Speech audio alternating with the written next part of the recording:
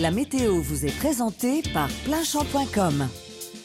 Bonjour à toutes et à tous et bienvenue au Salon de l'Agriculture de Paris. Chaque jour, pendant toute la durée du salon, nous allons partir à la découverte d'une région, d'un éleveur et de ses animaux. Aujourd'hui, le salon ouvre ses portes, c'est donc tout naturellement que nous allons mettre l'Île-de-France à l'honneur. Allez, venez avec moi. Je vous emmène, on va partir à la rencontre d'Emmanuel. Emmanuel, bonjour. Vous êtes éleveur de moutons Île-de-France, alors d'où venez-vous ? Eh bien, tout d'abord, bonjour.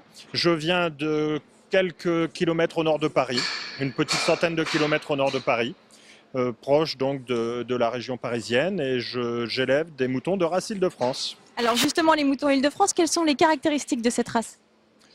Elles sont nombreuses, mais la principale, c'est le désaisonnement et la polyvalence. Alors, qu'est-ce que le désaisonnement ? C'est la capacité de produire des agneaux à contre-saison, une période de mise bas d'automne, pour que les agneaux soient élevés sous les brebis durant tout l'hiver et faire des agneaux pour les fêtes de Pâques. Mais finalement, c'est une race qui est connue pour deux qualités, sa laine et la boucherie ?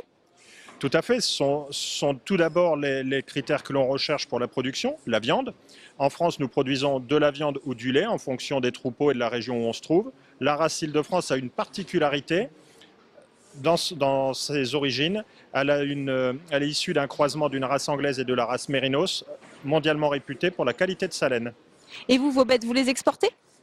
Alors les bêtes, oui, elles sont exportées, encore une fois pour leur grande polyvalence, capables de s'adapter à tout type de climat, tout type de région, et notamment en Europe centrale, elles trouvent un écho favorable pour sa production de viande et de laine.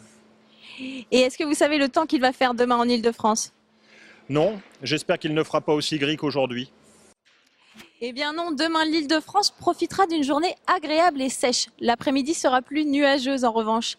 Après une nuit fraîche où les températures seront descendues aux alentours d'1 degré, les températures maximales atteindront des valeurs voisines de 10 degrés.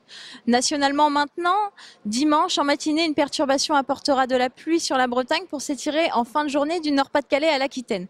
Côté température, quelques gelées sont attendues dans le Nord-Pas-de-Calais et le Limousin en matinée. L'après-midi, les températures seront printanières avec un maximum de 14 degrés en Provence-Alpes-Côte d'Azur. À demain pour de nouvelles rencontres dans la météo des régions.